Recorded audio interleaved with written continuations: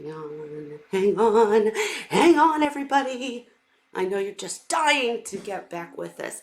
Happy Wine Wednesday, everyone. Hope that you are not going absolutely crazy in quarantine. Um, got lots to chat about since I was personally under the weather last week. I see by your comments some of you guys were also. Yikes. But here we are to socially distanced gather together and chit chat. Very curious about how all your seahorses are dealing with this terrible, terrible situation. Of course, they probably don't care, but just come on, grab your glass and join us. I'm drinking on some bread and butter Pinot Noir, one of my absolute favorites tonight. And I did a little splurging last week when I was sick, but we'll talk about that in a minute. I see I've got Ray with me already. Ray, how are you? I'm still alive. You're still alive. I know Yep. right before we I'm trying started. to keep it that way for a while. I hope so. We all hope so. You're one of the Seahorse greats. You can't leave us. No, we care anyways, Rick. I'm just kidding. But so you were telling me before we went live that your doctor has you under quarantine. Is that right? The doctor called up and she canceled my office appointment, and she told me that I had to stay. Oh, what's the word? Didn't Quarantine? say no. Didn't she? Didn't say quarantine. It was this cognitive impairment makes it a bitch to try and remember what words I want to pull out. Don't worry too much of it about it. Isolate, isolation. Yes, Uh, isolation. That's it. she said because of my kidney disease and my lung disease that I probably wouldn't survive the virus if I get it. Mm. She said that I can't even have my kids here. Right. Oh, sorry. I was making sure. You know what? That's probably been the toughest thing for me is because, uh, you know, I think most of you guys know I lost my mom a year and a half ago. Really hard time for me. But then this hits, and my father is all by himself. And myself and my daughters, we go to church with him every week, and then we kind of do a Sunday thing where we all go eat or he cooks something or whatever. We just spend time with him every week because we don't want him, he probably, we probably like it more than he does. But either way, this quarantine thing has been really hard because we purposefully don't go see him. I mean, I understand, Ray, you're talking about your doctor made that happen, but in my case, we're just trying to do, the right thing, but it doesn't feel very right because I miss him. You know what I mean? So, your kids call you or FaceTime you all the time, or? Not too much. For some of them, I'm in contact with them on Facebook. Uh huh. Then there's two that aren't on Facebook. One because when you're a police officer, they frown on it, Oh, right. and so her husband is a staff sergeant on the London Force here, so they don't like that. And the other one just has a thing against being on Facebook. So, but the rest of them, there's three more that I'm in Close pretty contact. well, almost daily contact on Facebook with it. And then any of them, I can talk with them on the phone, no problem. Um, but it's still frustrating. But I was as long as we have nice weather. Um, when I was walking the dog there later this afternoon and coming back, the neighbor two doors down, they were out sitting on their front porch, and their relatives were sitting on the front lawn because the snow's gone away now. Been gone now for about 3 or 4 days, and they were sitting on the front lawn there, and they probably had about 20 feet between them, and they're sitting there talking away and having a good togetherness without actually being real close. And I know some people they want that closeness, like when they say goodbye and that they want hugs and that. But when you look at what's at stake, Sure. what they were able to do here today, that's still a pretty good alternative. Sure. And now, how bad is it in Canada, Ray? Are you Well, not near as bad in the States because we got started earlier at the testing. okay? Good. Um, we still have the problem like everybody where there's not enough tests, there's not enough masks, not enough of anything.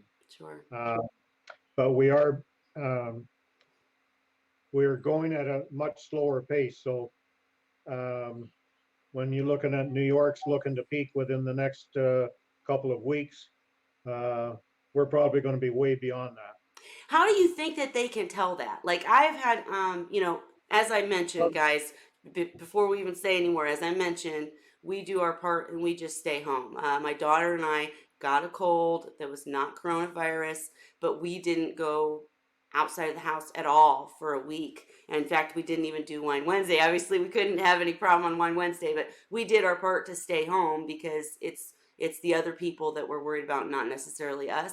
But I've wondered the entire time about this slope curve, flattening the curve thing. I've just wondered how that's really supposed to work out. And unless they really think they have a vaccine, Well, how, flattening the curve isn't going to change how many people actually get it. right? Is It's it going just to to get change. supplies?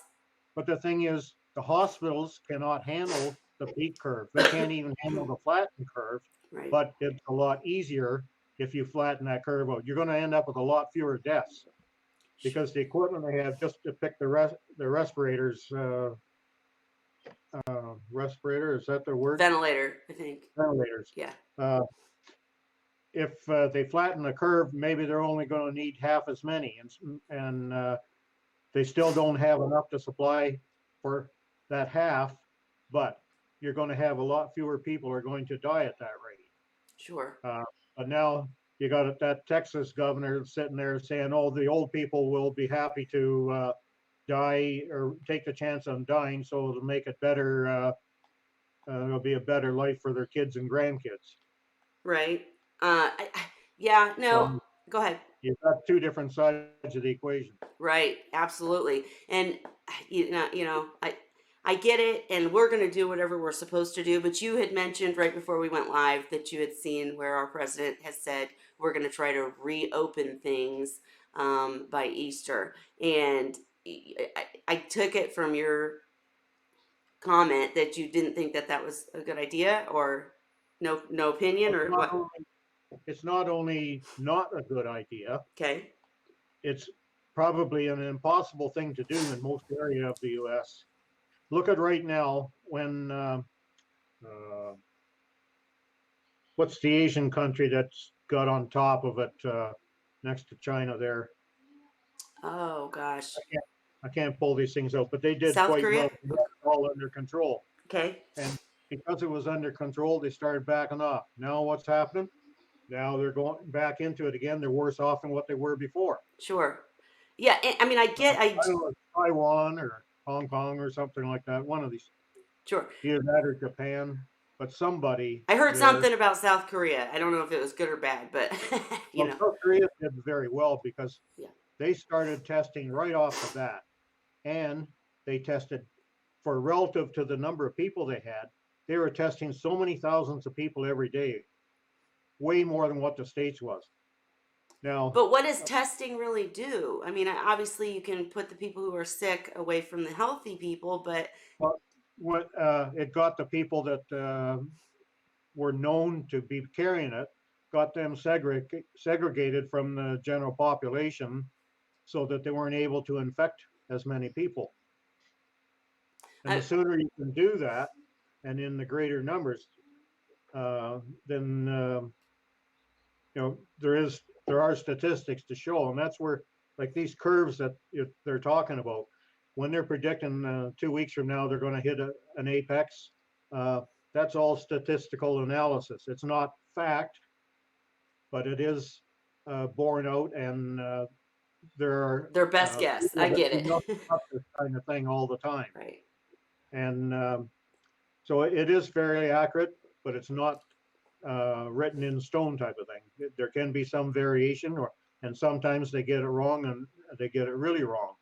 But it's seldom that everybody is going to get it really wrong. Right. And I do hear when you, and I know folks. In case Dan doesn't jump in tonight, I did touch base with him. He was in the unique situation. He was in the unique situation of having just some very minimal symptoms, but just because he wasn't sure, he quarantined. And he was, you know what a great guy Dan was. Dan is. He was saying, I really hate it because I want to go to work. His work is, one of the essential works, and he was kind of upset that he couldn't be at work helping him. But he was doing the right thing, staying home. And I just, you know, I get it, and especially if you have symptoms, I get it, and I get that the older generation and all of that. I just also see the other end of the coin where, like they just passed this morning at like 1:30 in the morning, they passed the stimulus package, which is putting our country in a lot more debt, but they're trying to revive the economy. We can't really go on like this for as long as it would take to come up with a vaccine or a treatment. Do you think? I mean, I just don't. I'm worried about how this will end, and I'm definitely not trying to spread fear, guys. I'm just curious about your opinions. What do you guys think about all this? What are you doing in quarantine? And on that kind of stuff. But Ray, you I know, personally am not letting myself worry because as an individual, I can't do anything about it. I right? have my opinions Yes, and they're different from certain people, but they are my opinions. Um, and the reason I don't want to let myself get upset about it, as I say, as an individual, there is no way I can do anything about it. I've lost piles of money in the stock market yeah, and I can't do anything about that. But the thing is, I went through this before back in 2008, 2009. And basically, I'm back to where I was back then again. In the meantime, I did make money. I've been pulling money out. And so to be back in the same position now at the same monetary value, um, in the meantime, I have been taking money out and spending it uh, sorry. and giving some to the kids and so on. Mm-hmm. So I'm ahead by that amount. And I know that if I live long enough, then this is going to come back again. You're Sure. supposed to have a sleeve on to cough into there. I know. I messed up. I saw Biden make that mistake too. I did the cough and I was like, "Oh, sorry guys. Oh, I don't even have a sleeve. I'm just a mess." And as he said, not that it's an excuse, but I'm in my own house and we haven't left for. I literally don't leave the house. In fact, in our area, Ray, it's gotten so bad that my significant other, you guys many know Sean, Yeah, he has his job. He works in border transportation. We'll leave it there. But the bottom line is his job is essential. They have to bring the supplies in, etc. And he does the fancy schmancy stuff getting them across the border. Anyhow, legally, of course. Anyhow, he goes to work every day, and he is now carrying upon him a letter from his employer because they're pulling people over. You're just not supposed to be out. They say you can go out for food. They say you can go out for essential stuff or to go to work, and that's it. If they catch you on the streets, just kind of whatever, driving or going somewhere to be around other people, they're literally gonna. I don't know what happens, but he just brought home the letter, and I was like, wow. I mean, I I get it, but I had to break isolation yesterday mhm. because the night before my hot water heater blew out. Oh wow, what bad And timing. so I had to go down yesterday and buy a new gas hot water heater. And fortunately, at 7 in the morning, there were very few people around. And in the store, they all maintain that minimum 6 foot um, situation. Even Hmm. at the checkout, when I get up to the checkout and I'm checking this thing out, um, I stand back and the guy comes up and scans the code off the box, goes back to the cash register, punches everything in, sets uh, the credit card thing on the counter. He stands back. I go up Wow. and do the credit card thing. In the meantime, he has already um, sprayed a cloth and wiped down the credit card thing before I'm even touching it. And then afterwards, just in case, I have my 99% isopropyl and I spray my hands with it and rub them for a while because about 20 seconds of that, and it's not going to survive 99% ISO. And then we loaded up into my van, and then I sprayed down the box where the other guy that was helping me was holding on at the bottom. So I sprayed that around just to be sure. Sure. Get it home, get the dolly and haul it down the basement, and take out the old one and go to put this one in and find that the damn gas valve is Oh no. leaking, and some of the unions for the water lines were all corroded. So Did then you I, have help with all this? Did you have someone down there helping you? not at that point, Okay, good. I changed this one 19 years ago. Well, Uh-huh. 7th of April 2001, I did it myself then. Sure. But then again, I wasn't 77 back then. But anyway, I'm looking at this thing, and I'm going to have to go out to the store and start looking around for these parts. And I figured, Jesus, I don't want to be going into a crowd now at this time of day and taking a chance on exposing myself shopping for these parts that I don't know exactly where they are. Um, and the gas valve, um, can't get it at a building center anyway. You have to go to a plumbing shop. So I called up a plumbing and heating contractor that's close by, and had him send his son out. And it, for what I had done here, then in 3/4 of an hour, and he was done. Wow. Well, I'm really glad that you got it fixed. Two of the things that you were, as you were talking, I was just thinking of experiences I've had with that. Literally, guys, I was afraid, alcohol is not really an essential thing, and it's not, it's obviously not. But I thought we were going to have to do, I dug out an actual Corona beer from my fridge because I was like, we got to do some Wednesday today. I miss my people. But at the liquor store, they had a few that had food also, not actual liquor stores, but like a grocery type situation that had alcohol also, and they're doing the same thing. If they will literally come to the door, take your order, go get the stuff, and bring it back. Um, which I thought was kind of a good idea because it means people aren't in there fingering stuff up, and just any precaution is going to be good. And then when you mentioned spraying things down, I told you guys at the beginning of the stream that I splurged this week. I have been sleeping on a terrible cheap bed forever and ever, and throughout this after taxes and etc. And then I was just so sick last week that I said forget it, I want to be comfortable. I splurged and I got this amazing sleep science adjustable, plush, I don't even know all the little, bells and whistles, but this bed.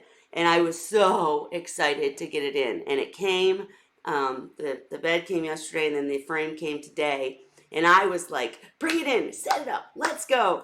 And Sean was like, no, you gotta hold up, Kelly, you gotta hold up. And he made us leave it outside for a few hours. I guess that's something that's supposed to help. And then when we did finally bring it in, he sprayed down the box before we even started taking it apart. So I mean, it's really serious. Hey, before we go on rambling, I wanted to say, Nicole, I did not realize that you were a hospice nurse. Wow. First of all, thank you for all that you do.